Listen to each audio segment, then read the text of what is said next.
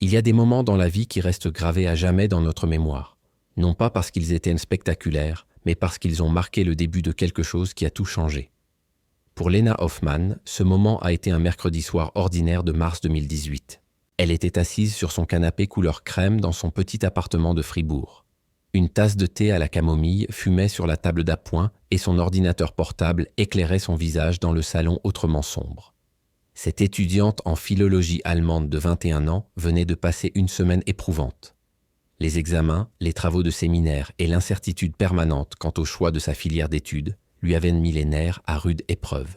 Ce soir-là, elle voulait simplement se détendre, parcourir les réseaux sociaux et se vider la tête. Lena n'était pas du genre à nouer facilement des contacts. Elle était réfléchie, prudente, parfois trop autocritique.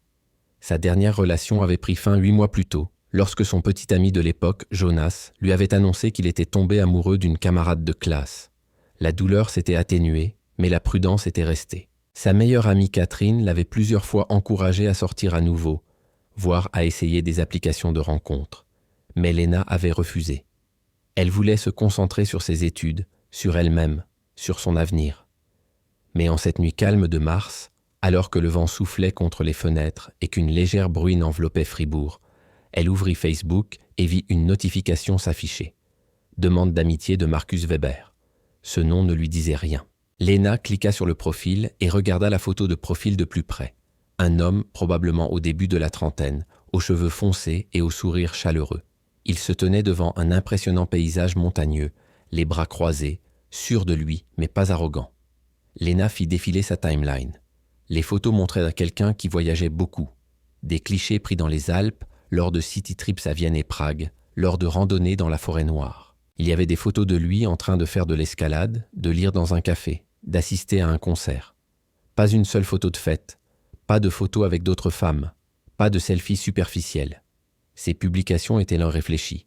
Des citations de Rilke et Hess, des réflexions sur la nature et la solitude, parfois des considérations philosophiques sur la vie. Cela semblait authentique, contrairement à la plupart des profils que Lena voyait habituellement. Elle hésita. Normalement, elle n'acceptait pas les demandes d'inconnus, mais quelque chose dans ce profil l'attirait.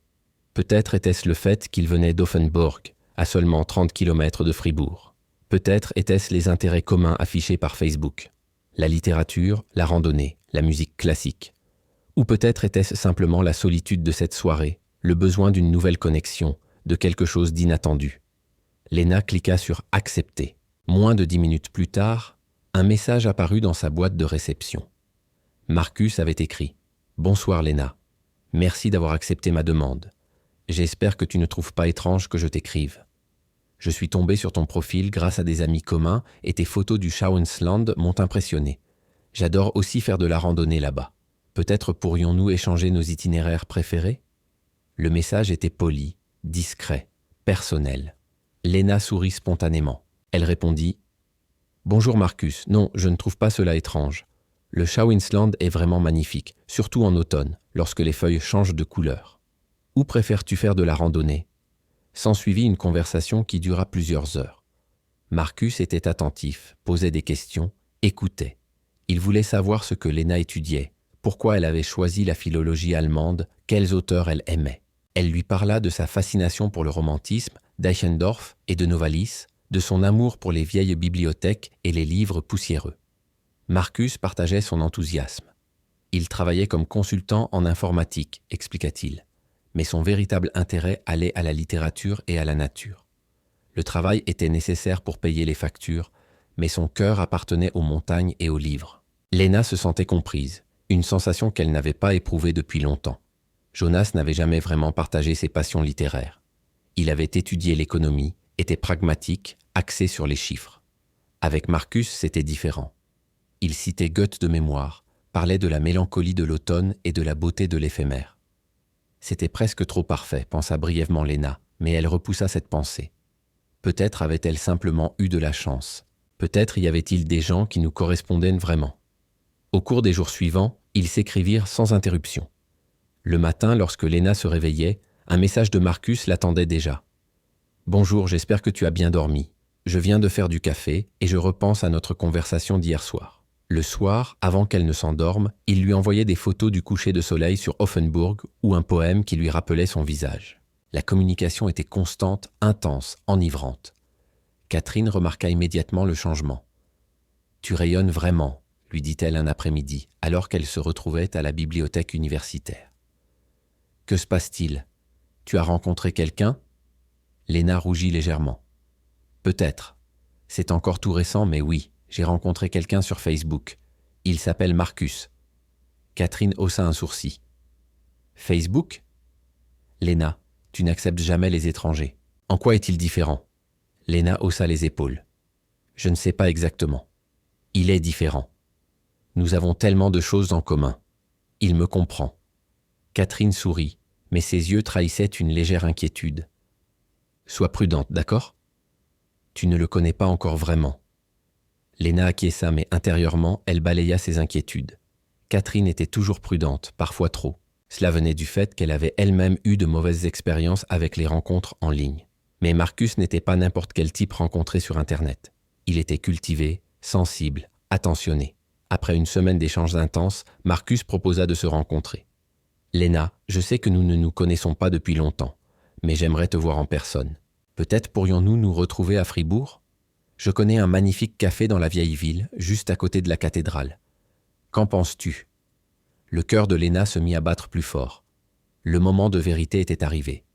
Serait-il en vrai comme il était en ligne ? Le courant passerait-il entre eux ? Elle était nerveuse mais aussi excitée. Elle répondit « Oui, ce serait sympa. Que dirais-tu de samedi vers 15h » Marcus répondit immédiatement « Parfait, je m'en réjouis d'avance. » À samedi, Léna. Le samedi arriva plus vite que Léna ne l'avait prévu. Elle se tenait devant son armoire et réfléchissait à ce qu'elle allait porter. Rien de trop habillé, mais pas trop décontracté non plus. Elle finit par choisir un jean bleu foncé, un chemisier blanc et un cardigan beige. Simple mais élégant. Elle attacha ses cheveux bruns en une tresse lâche et se maquilla très légèrement. Lorsqu'elle quitta la maison, c'était une journée de printemps ensoleillée. Fribourg sortait de l'hiver, les premières fleurs s'épanouissaient et les rues étaient pleines de gens profitant du beau temps. Le café était niché dans une petite ruelle près de la cathédrale. Léna entra et regarda autour d'elle. L'intérieur était confortable, avec de vieux meubles en bois, des étagères remplies de livres sur les murs et l'odeur du café fraîchement moulu dans l'air. Et là, assis à une table près de la fenêtre, se trouvait Marcus. Il se leva lorsqu'il la vit et lui sourit. Il était exactement comme sur ses photos, peut-être même mieux. Il portait un jean foncé et une chemise grise, simple mais élégante. « Léna, dit-il en s'approchant d'elle. » Sa voix était chaude, agréablement grave. Il la serra brièvement dans ses bras, un geste poli et respectueux. « Je suis ravi de te rencontrer enfin. » Léna lui rendit son sourire.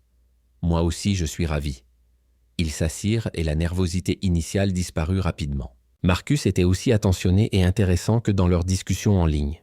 Il commanda du café et des gâteaux pour eux deux et ils parlèrent de tout et de rien. De leur enfance, de leur famille, de leurs rêves et de leurs peurs. Marcus raconta qu'il avait grandi comme enfant unique, que ses parents étaient morts prématurément et qu'il avait depuis passé beaucoup de temps seul. Cela avait fait de lui une personne introvertie, quelqu'un qui appréciait le silence, qui préférait faire de la randonnée plutôt que d'aller à des fêtes. Léna ressentit un profond sentiment de connexion. Elle aussi était plutôt réservée, aimait le calme de la nature, la solitude avec un bon livre. Après le café, Marcus proposa de se promener dans la vieille ville. Ils flânèrent dans les ruelles étroites, admirèrent la cathédrale, se promenèrent le long des bêchles qui traversaient Fribourg. Marcus était charmant, drôle, et Léna se surprit à rire sans cesse. Alors que le soleil se couchait lentement et que la ville était baignée d'une lumière dorée, Marcus l'accompagna jusqu'à son appartement. À la porte d'entrée, il lui dit au revoir avec une douce étreinte. « Merci pour cette merveilleuse journée, Léna. J'espère te revoir bientôt. » Léna acquiesça. « Oui, moi aussi. » Au cours des jours suivants, leurs rencontres se firent plus fréquentes. Marcus se rendait à Fribourg presque tous les 2 jours. Ils allaient ensemble au cinéma, visitaient des expositions, faisaient des randonnées dans les montagnes environnantes. Leur relation évolua rapidement, de manière intense. Au bout de 2 semaines, ils s'embrassèrent pour la première fois sur un point de vue au-dessus de Fribourg, avec une vue imprenable sur la ville et la forêt noire. C'était comme dans un film, parfaitement mis en scène. Et Léna était heureuse. Marcus était tout ce qu'elle avait toujours souhaité. Il était romantique d'une manière démodée, presque oubliée. Il lui apportait des fleurs, pas les roses habituelles, mais des fleurs sauvages qu'il avait cueillies lui-même. Il lui écrivait des lettres manuscrites qu'il glissait dans sa boîte aux lettres, remplies de poèmes et de pensées personnelles.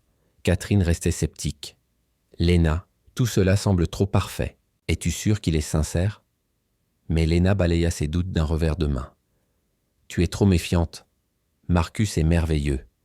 Je n'ai jamais rencontré quelqu'un qui me corresponde aussi bien. » 3 semaines après leur première rencontre, Léna et Marcus étaient assis dans son appartement. Il était tard dans la soirée, ils avaient cuisiné ensemble, bu du vin, écouté de la musique. Marcus lui prit la main et la regarda profondément dans les yeux. « Léna, je sais que nous ne nous connaissons pas depuis longtemps, mais j'ai l'impression de te connaître depuis toujours. Tu es spéciale. Je veux être avec toi, officiellement. Veux-tu être ma petite amie ?» Le cœur de Léna se gonfla. Elle acquiesça, les larmes de joie aux yeux. « Oui, Marcus.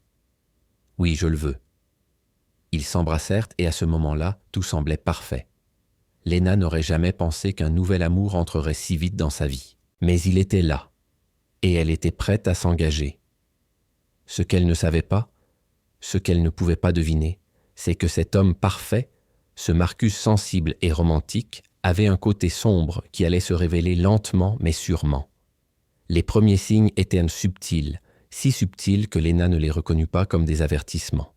Mais dans les jours qui suivirent, le masque allait tomber et la réalité se révélait complètement différente. La 4e semaine de leur relation a commencé par une question apparemment anodine. Léna était assise à la bibliothèque universitaire, plongée dans son mémoire sur le romantisme de Heidelberg, lorsque son téléphone portable a vibré. Un message de Marcus. « Salut chérie, comment se passe ta journée? Avec qui étudies-tu en ce moment ?» Léna sourit et répondit « Tout va bien, je suis seule ici. Je me concentre sur Eichendorff. Et toi, comment vas-tu » Sa réponse fut immédiate. « Seule ? Je pensais que Catherine étudiait aussi la philologie allemande. Vous ne vous voyez plus pour étudier ?» C'était une question simple, mais quelque chose dans celle-ci irritait Léna. Comment savait-il qu'elle étudiait habituellement avec Catherine ? Elle l'avait peut-être mentionné une fois, mais elle ne s'en souvenait pas exactement. Elle répondit « Catherine a d'autres cours aujourd'hui. On se voit plus tard. Marcus, je comprends. Appelle-moi quand tu auras fini. Ta voix me manque. » Léna posa son téléphone et essaya de se concentrer à nouveau sur son travail, mais la question lui trottait dans la tête. Au cours des jours suivants, elle remarqua une tendance. Marcus lui écrivait sans cesse, non seulement le matin et le soir, mais tout au long de la journée. Si elle ne répondait pas dans les 10 minutes, d'autres messages suivaient. « Tout va bien ? Pourquoi tu ne réponds pas ? Tu m'en veux ?» Au début, Léna trouvait cette attention constante mignonne. Elle avait l'impression que quelqu'un pensait vraiment à elle, qu'elle était importante. Mais peu à peu, cela devint épuisant. Elle était assise en cours et sentit son téléphone vibrer. 5 messages de Marcus. Elle était au café avec Catherine et devait regarder son téléphone toutes les 2 minutes. Catherine le remarqua bien sûr. « Léna, c'est Marcus. Tu regardes ton téléphone sans arrêt.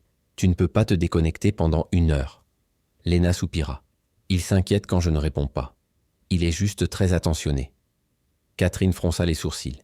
« Ce n'est pas de l'attention, c'est du contrôle. Vous n'êtes ensemble que depuis 3 semaines et il exige déjà que tu lui rendes des comptes en permanence ?» Léna voulut contredire Catherine, mais au fond d'elle-même, elle ressentait un sentiment de malaise. Catherine avait raison, même si elle ne voulait pas l'admettre.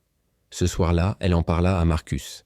Ils étaient assis dans un restaurant du centre-ville de Fribourg, à la lueur vacillante des bougies. « Marcus, je voulais te parler de quelque chose », commença Léna avec précaution. « J'ai l'impression que tu m'écris très souvent. Parfois, je suis en cours ou occupé, et je ne peux pas répondre immédiatement. » Marcus posa sa fourchette et la regarda. Son expression changea, devint sérieuse. « Est-ce que je comprends bien ?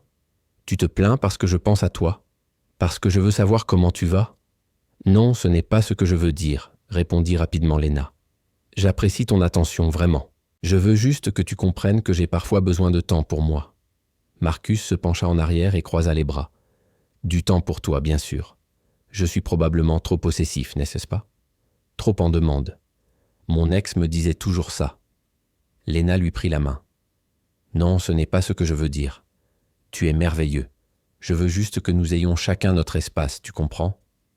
Marcus resta silencieux un instant, puis acquiesça lentement. Tu as raison. Excuse-moi, je m'inquiète simplement pour toi. Après la mort de mes parents, j'ai peur de perdre les personnes qui me sont chères, mais je vais essayer de te laisser plus d'espace. Lena se sentait coupable. Elle n'avait pas pris en compte à quel point son passé le pesait. Elle lui serra la main. Merci de comprendre.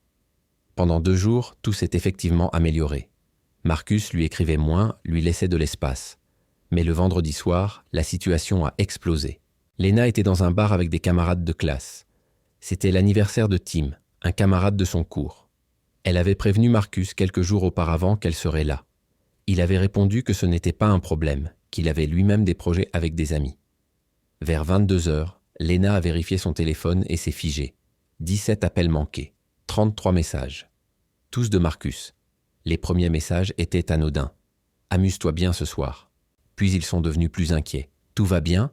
Tu ne réponds pas au téléphone. » Puis accusateur. « Je vois que tu es en ligne. Pourquoi tu m'ignores ?» Les derniers messages étaient désespérés. « Lena, s'il te plaît, je n'en peux plus. J'ai besoin de toi. » Lena s'excusa auprès de ses amis et sortit pour appeler Marcus. Il répondit immédiatement. « Où étais-tu » Sa voix semblait tendue, désespérée. « Marcus, je t'ai dit que j'étais à la fête d'anniversaire de Tim. J'avais mon téléphone dans ma poche et la musique était forte. Tu étais en ligne, je l'ai vu. Tu as ignoré mes messages. J'ai rapidement consulté Instagram, oui, mais je ne peux pas être joignable en permanence, Marcus. Nous en avons déjà parlé. » Il y eut un long silence, puis Lena entendit quelque chose qui la paralysa. Marcus pleurait. « Je suis désolé, sanglota-t-il. Je ne sais pas ce qui m'arrive.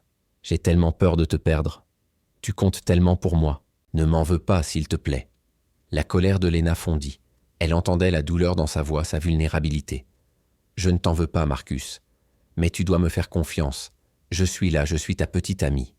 Tu ne me perdras pas. » Elle passa l'heure suivante à le rassurer, à lui dire que tout allait bien. Lorsqu'elle raccrocha enfin et retourna au bar, ses amis étaient déjà partis. Catherine lui avait envoyé un message. « Où es-tu ? On s'inquiète. » Lena ne répondit pas. Elle rentra chez elle, épuisée et confuse. Qu'est-ce que c'était que ça? Était-ce normal? Elle essaya de se rappeler si Jonas avait déjà réagi ainsi. Non, jamais. Mais Jonas était aussi froid, distant. Peut-être que Marcus était simplement plus passionné, plus émotif. Peut-être était-ce cela, le véritable amour. Le lendemain matin, Marcus se tenait devant sa porte. Il tenait un énorme bouquet de fleurs dans ses mains. Ses yeux étaient rouges. « Lena, je suis vraiment désolé. J'ai été horrible hier. Pardonne-moi, s'il te plaît. » Lena le laissa entrer. Ils s'assirent sur son canapé et Marcus lui expliqua à nouveau son passé, ses peurs, sa perte. Lena comprit. Elle lui pardonna. Mais au fond d'elle-même, dans une partie d'elle qu'elle refusait d'admettre, quelque chose commença à bouger. Un léger signal d'alarme qu'elle ignora. La 5e semaine apporta de nouveaux changements. Marcus voulait passer plus de temps avec elle. Il lui proposa d'aller ensemble à Offenburg pour voir sa maison. Lena accepta. Son appartement était étonnamment spartiate. Peu d'effets personnels, pas de photos au mur. Tout était très ordonné, presque stérile. Lena trouva cela étrange, mais ne dit rien. Ce qui l'inquiétait vraiment, c'était que Marcus commençait à lui poser des questions sur ses amis masculins. Qui était ce Tim dont tu as fêté l'anniversaire? Est-ce juste un camarade de classe ou plus? Lena lui assura que Tim avait une petite amie, qu'il n'y avait rien entre eux. Mais Marcus ne semblait pas satisfait. Il voulait des détails. À quel point connaissait-elle Tim? Avaient-ils déjà passé du temps seuls ensemble? Lena commença à se demander si Catherine avait eu raison. Était-ce encore de la sollicitude ou déjà du contrôle? Mais chaque fois qu'elle avait des doutes, Marcus faisait quelque chose de merveilleux. Il la surprenait avec un pique-nique au Schauinsland, organisait un concert privé d'un quatuor à cordes locales pour elle, lui écrivait un poème qu'il avait composé lui-même. Ses gestes l'emportèrent sur les moments étranges, et Lena s'y accrochait. Le tournant s'est produit au cours de la 6e semaine. Lena avait l'impression de marcher sur des œufs. Chaque message qu'elle envoyait, chaque appel qu'elle ne répondait pas, chaque photo qu'elle publiait sur Instagram était analysée par Marcus. Elle avait arrêté de partager des photos d'elle avec d'autres personnes, car cela menait inévitablement à des discussions. Qui est la personne à l'arrière-plan? Pourquoi souris-tu ainsi? As-tu vraiment besoin d'autant d'attention de la part des autres ? Catherine l'avait remarqué. Lors d'une rencontre à la cantine, elle lui en parla directement. « Léna, tu ne publies plus rien. Tu ne sors presque plus. Qu'est-ce qui t'arrive ?»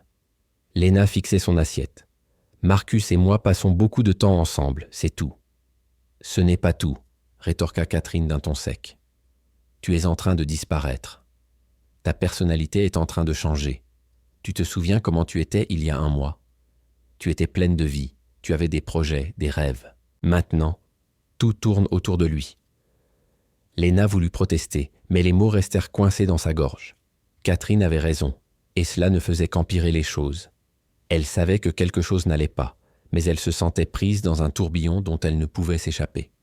Chaque fois qu'elle essayait de fixer des limites, Marcus réagissait soit par une affection intense, soit par un effondrement émotionnel. C'était épuisant. Ce soir-là, Léna décida que cela devait cesser. Elle appela Marcus et lui demanda de venir chez elle. Lorsqu'il arriva, son visage était déjà tendu, comme s'il avait senti que quelque chose se tramait. « Marcus, il faut qu'on parle », commença Léna. Ses mains tremblèrent légèrement. « Je pense qu'on a besoin de prendre un peu de distance. Pas beaucoup, juste un peu de temps pour reprendre notre souffle. Les dernières de la semaine ont été très intenses. » Marcus la regarda comme si elle l'avait frappé. « Prendre de la distance ? Qu'est-ce que tu veux dire ? Tu veux rompre ? » ?»« Non, pas rompre. Juste un peu d'espace pour que nous puissions tous les deux y voir plus clair. » Sa réaction fut immédiate et effrayante. Marcus se mit à hyperventiler. Il s'effondra sur le sol, les mains pressées contre sa poitrine. « Je ne peux plus respirer. Léna, s'il te plaît, tu ne peux pas me quitter. Je n'ai personne d'autre que toi. Personne. » Léna s'agenouilla à côté de lui, prise de panique. « Marcus, calme-toi, je ne te quitterai pas. Je suis là. » Il lui saisit les mains si fort qu'elle eut mal. Ses yeux étaient hagards, désespérés. « Promets-le-moi. Promets-moi que tu resteras avec moi. Sans toi, je n'ai plus aucune raison de vivre. » Ces mots frappèrent Léna comme un coup de poing. « Marcus, tu ne dois pas dire ça. Ce n'est pas juste. » « Juste ?» Il rit amèrement. « Est-ce juste que j'ai perdu mes parents ? Que tous ceux que j'aimais m'aient quitté ? Tu es tout ce qui me reste, Léna. Tout. » Léna se sentit écrasée par le poids de ces mots. Elle retira sa proposition, promit de rester avec lui, de ne pas le quitter. Marcus finit par se calmer, la serra dans ses bras et lui murmura des excuses. Mais une fois qu'il fut parti, Léna resta seule dans son appartement et pleura. Elle se sentait piégée, manipulée, mais en même temps, elle lui devait quelque chose. Il avait tellement souffert. Peut-être avait-il simplement besoin de temps pour guérir. La 7e semaine apporta une nouvelle escalade. Marcus se présentait à l'improviste là où se trouvait Léna. Une fois, il l'attendait devant l'université, alors qu'elle ne lui avait pas dit qu'elle y serait. « Je voulais te faire la surprise », dit-il en souriant. Une autre fois, il se tenait devant le supermarché où elle faisait ses courses. « Une coïncidence », a-t-il prétendu. Mais Léna savait que ce n'était pas une coïncidence. Il suivait ses déplacements. Elle a vérifié les paramètres de son téléphone portable et a découvert qu'elle avait accidentellement partagé sa position en direct avec lui lorsqu'il lui avait demandé d'installer une application pour faciliter leur communication. Elle l'a immédiatement désactivée. Lorsque Marcus a remarqué qu'il ne pouvait plus voir sa position, il a explosé. « Pourquoi as-tu désactivé cette fonction ? Tu me caches quelque chose ? Tu es avec quelqu'un d'autre ? Marcus, c'est fou. J'ai droit à ma vie privée. » « Ta vie privée ? Les couples ne devraient pas avoir de secret l'un pour l'autre. Si tu n'as rien à cacher, pourquoi est-ce un problème ? » Léna se sentait acculée. Elle n'a pas réactivé la localisation, mais la dispute a duré des heures. Marcus alternait entre reproches et excuses, entre colère et larmes. À la fin, Léna était tellement épuisée qu'elle voulait juste que cela s'arrête. Catherine en avait assez vu. Elle confronta à nouveau Léna, cette fois-ci de manière plus insistante. « Léna, ce n'est pas un comportement normal. C'est de la violence psychologique. Tu dois rompre avec lui. »« Je ne peux pas, » murmura Léna. « Il menace de se faire du mal si je pars. »« C'est de la manipulation, Léna. Ce n'est pas ta responsabilité. Tu dois penser à toi. » Mais Léna se sentait paralysée. Elle aimait Marcus, ou du moins croyait-elle l'aimer. Les frontières entre l'amour et la peur s'estompaient. Elle ne savait plus ce qui était réel et ce qui ne l'était pas. La nuit du 28e jour depuis leur première rencontre, quelque chose se produisit qui allait forcer Lena à prendre une décision. Elle était seule dans son appartement, Marcus était censé être à Offenburg. Mais vers 22 heures, elle entendit des bruits à la porte de son appartement. Quelqu'un essayait de tourner la poignée. Le cœur de Lena se mit à battre à toute vitesse. Elle se glissa vers la porte et regarda par le judas. C'était Marcus. Il se tenait là, le visage déformé, et marmonnait quelque chose d'incompréhensible. Lena n'ouvrit pas. Elle appela doucement. « Marcus, qu'est-ce que tu fais ici ?»« Laisse-moi entrer, Lena. Il faut qu'on parle. Il est tard. Rentre chez toi, s'il te plaît. On parlera demain. »« Non. Maintenant. Laisse-moi entrer ou je te jure que je ferai quelque chose que tu regretteras. » Lena tremblait. Elle envisagea d'appeler la police, mais elle avait peur des conséquences. À la place, elle envoya un message à Catherine. Catherine arriva en moins de 20 minutes. Quand Marcus la vit, il recula, marmonna quelque chose à propos d'un malentendu et disparut dans la nuit. Catherine serra Lena dans ses bras tandis que celle-ci sanglotait. « C'est fini, Lena. Tu dois rompre maintenant. C'est dangereux. » Lena acquiesça. Elle savait que Catherine avait raison. Le lendemain matin, elle appela Marcus et lui dit que c'était fini. Sa réaction fut un silence glacial, suivi d'un simple « Tu le regretteras ». Puis il raccrocha. Les 2 premiers jours après la rupture furent calmes. Trop calmes. Lena essaya de se concentrer sur son mémoire, mais ses pensées tournaient sans cesse autour de Marcus. Elle avait bloqué son numéro, l'avait supprimé de tous les réseaux sociaux, mais la peur persistait.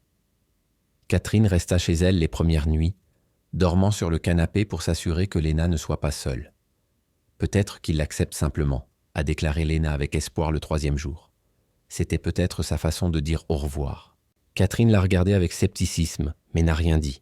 Elle ne voulait pas détruire l'espoir de Lena, mais elle avait un mauvais pressentiment. Le 4e jour, cela a commencé. Lena a trouvé une lettre dans sa boîte aux lettres. Pas de timbre, pas d'adresse d'expéditeur. Seul son nom était inscrit sur l'enveloppe, écrit de la main familière de Marcus.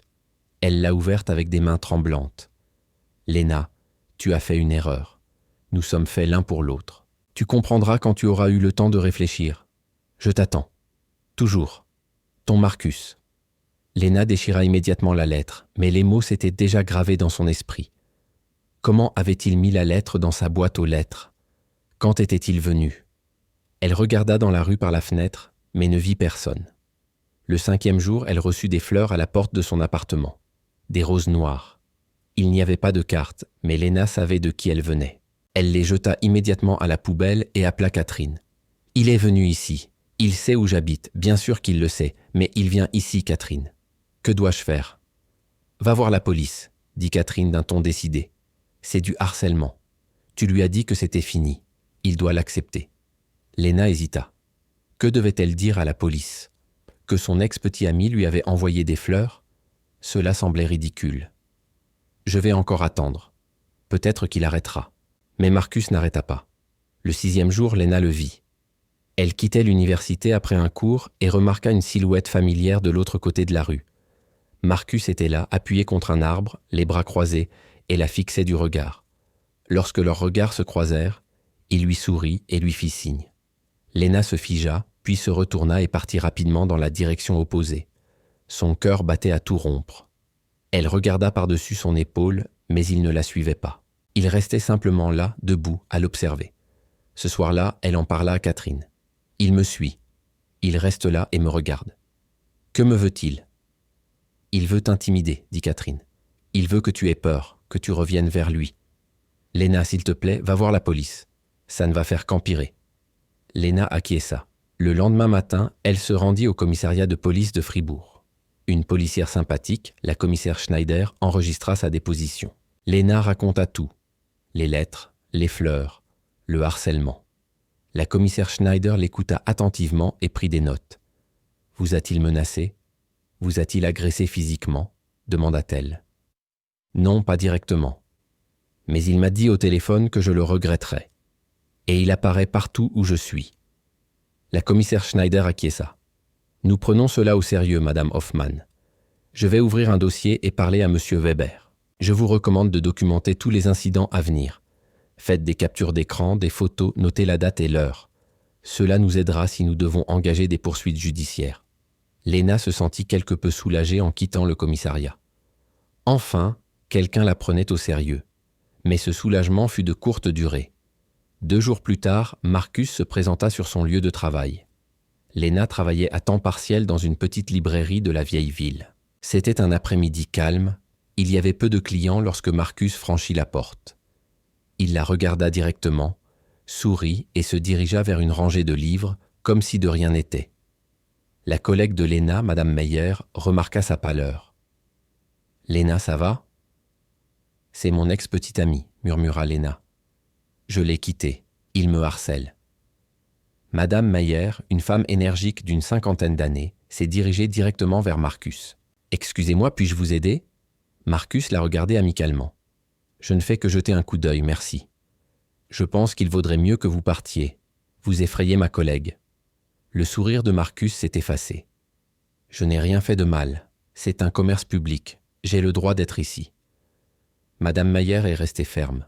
« Je suis la propriétaire et je vous demande de partir, sinon j'appelle la police. » Marcus regarda Léna les yeux froids. « Comme tu veux, Léna. Mais cela ne change rien. Nous sommes faits l'un pour l'autre. Tu le sais. » Puis il se retourna et quitta la librairie. Léna s'effondra. Madame Meyer la prit dans ses bras. « Tu rentres chez toi maintenant. Et demain, tu iras à la police pour leur raconter ce qui s'est passé. Ce n'est pas normal. » Léna le fit.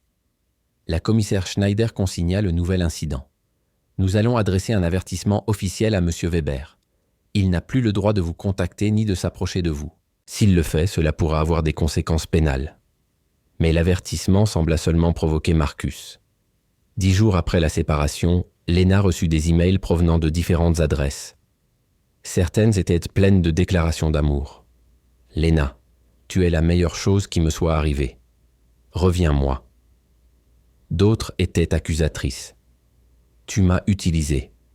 Tu m'as brisé le cœur. Comment as-tu pu ?» Et d'autres encore étaient au sombre, menaçantes. « Tu crois que tu peux m'échapper. Mais je suis toujours là.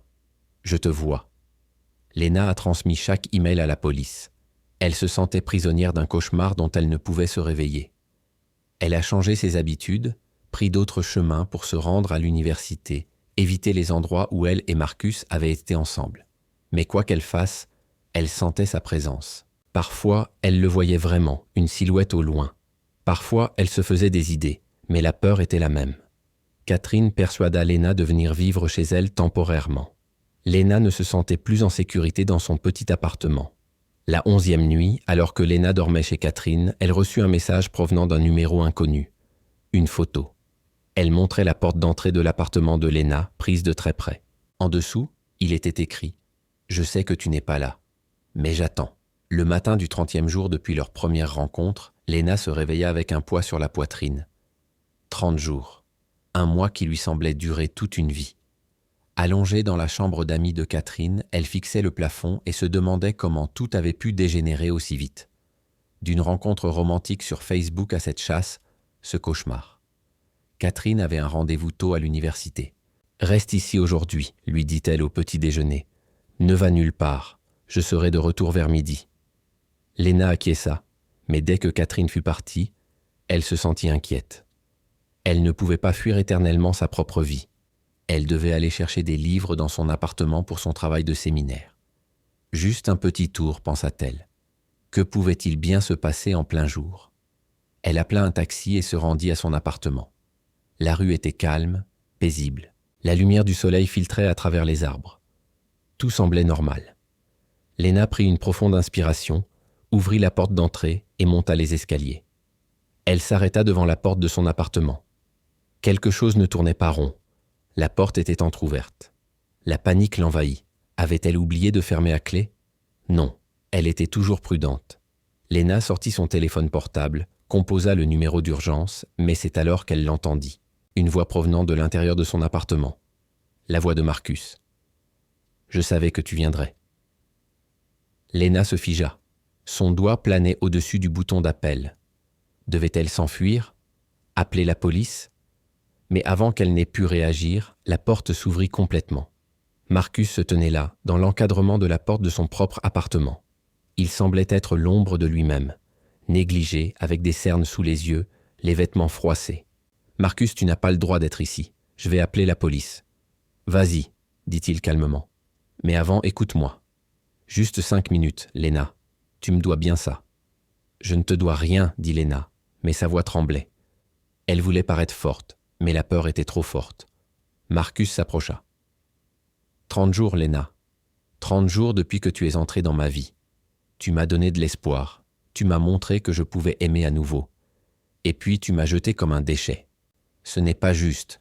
Tu étais contrôlant, possessif. Je n'avais pas le choix. »« Pas le choix ?» Sa voix s'éleva. « Tu as toujours eu le choix. Tu aurais pu rester avec moi. Nous aurions pu traverser cette épreuve ensemble.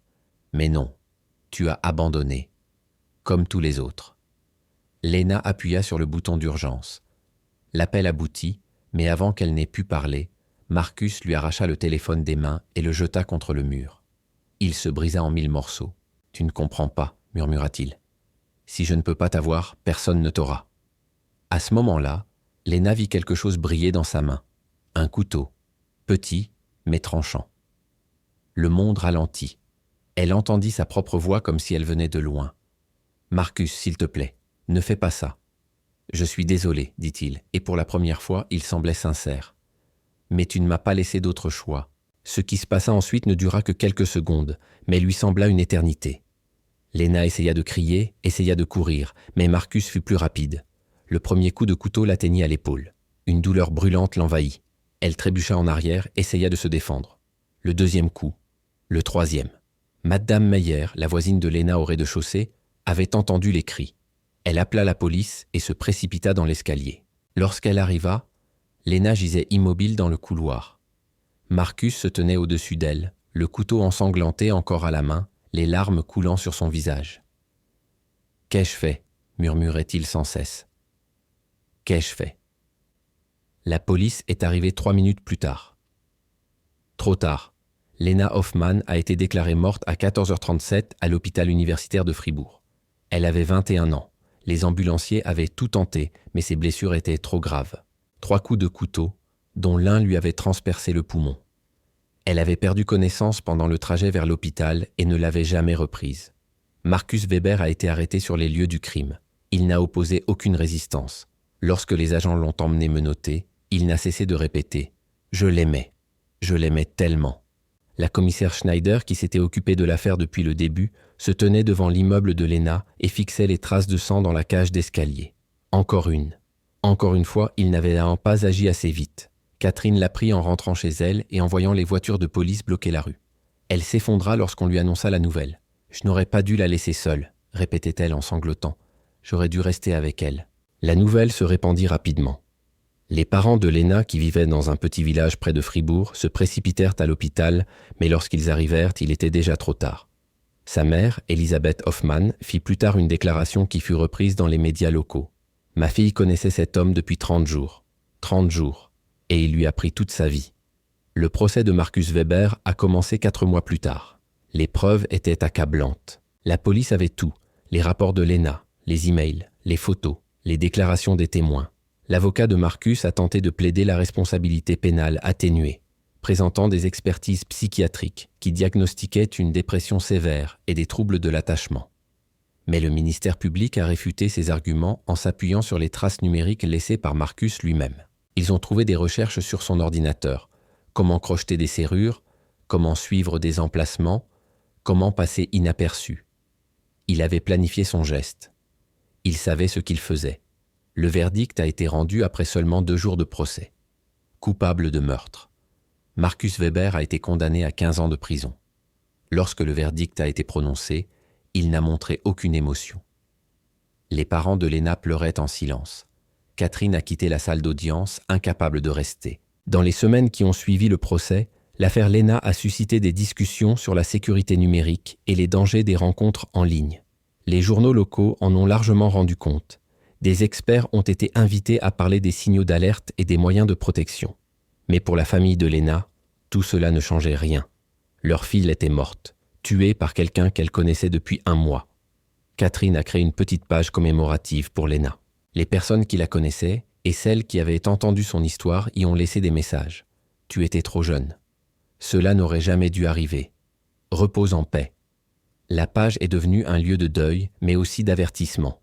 Aujourd'hui, lorsque l'on se promène dans la vieille ville de Fribourg, rien ne rappelle ce qui s'est passé. La vie continue, les gens rient, les cafés sont pleins.